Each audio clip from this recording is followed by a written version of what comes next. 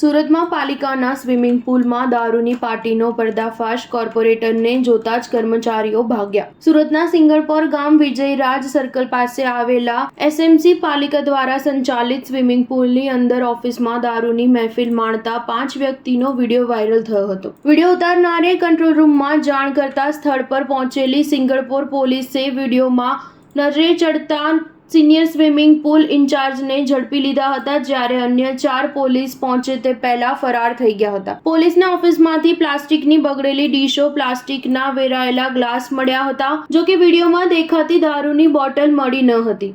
Police સૂત્રો દ્વારા પ્રાપ્ત થતી વિગતો મુજબ સિંગણપોર પોલીસને ગત રાત્રે 8:51 કલાકે પોલીસ કંટ્રોલ રૂમ પરથી મેસેજ મળ્યો હતો કે સિંગણપોર ગામ વિજયરાજ સર્કલ પાસે એસએમસી પાલિકા દ્વારા સંચાલિત સ્વિમિંગ પુલની અંદર ઓફિસમાં દારૂની મહેફિલ ચાલે છે।